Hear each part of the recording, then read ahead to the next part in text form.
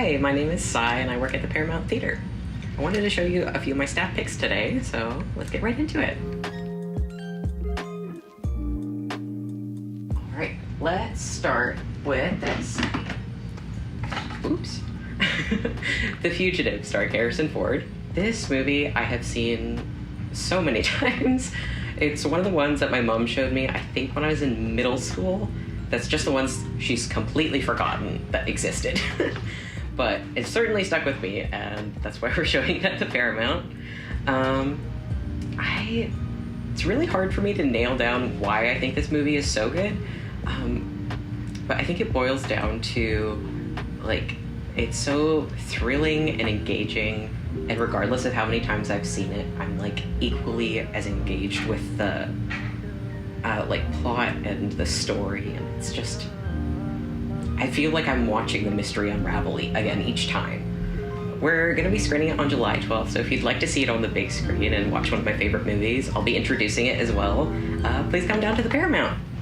A bit different in tone, but it's Chitty Chitty Bang Bang. This is one of my childhood favorite movies. I've seen it dozens and dozens of times, I'm sure. We owned the DVD when I was a kid, so I would kind of just watch it on loop a lot of the time. But I find myself returning to it again, especially when I'm sick. It's just such a comfort movie, very cozy to me. And it's just so, joyful with, all of the musical numbers. One of my favorite ones in the entire movie is the Old Bamboo song when they're at the carnival and the dad kind of just jumps in with this dance act. And yeah, I just love this movie. It's so cozy. All right, let's pick another one. Once again, bouncing around in tone, I have The Crow starring Brandon Lee.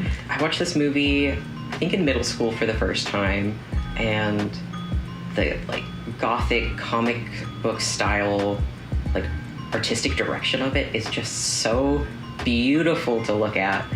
And it's also very action-packed with all of the stunt work in this movie, but it also has this emotion tied to the three main characters you follow, that just pushes through absolutely everything. And it's, I don't know, it's very heartbreaking at times, but I don't know, it's a beautiful, beautiful movie. And I actually got to see it here at the Paramount for its anniversary screening last May. And it was incredible. And I brought some of my friends that hadn't seen it yet to watch it on the big screen. And it was just an incredible experience. Moving on to the next one. Once again, another tone shift, I know. I have Speed Racer, which may be my favorite movie of all time.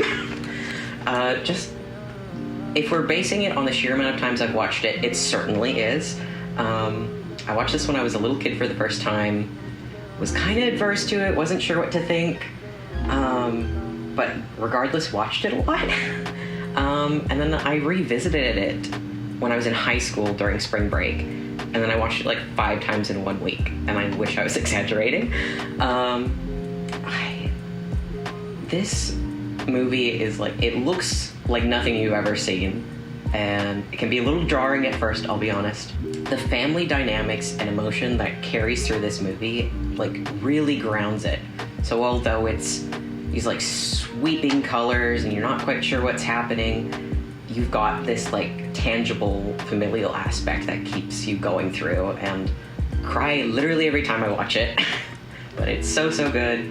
Every time I make a new friend, I make them watch it. And so far, they've all given it 5 stars. So... I hope you give it a chance, and if you'd like to see it at the Paramount, please tell me, because I would love to make that happen.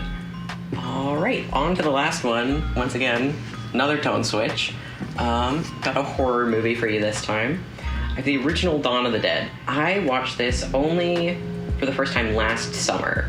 I watched it with a friend, and we both hadn't seen anything from it, so we went in blind, but both kind of fell in love with it. It's a bit odd and bizarre with some goofy acting in it, but the practical effects at the time are just so endearing to watch.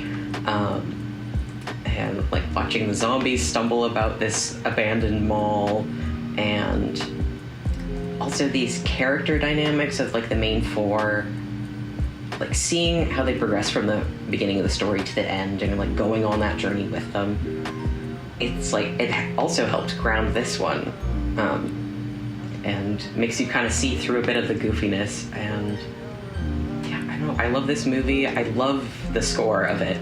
Once again, very odd and synthy. It's the score's by Goblin, who also did the horror movie Suspiria, also from the 70s.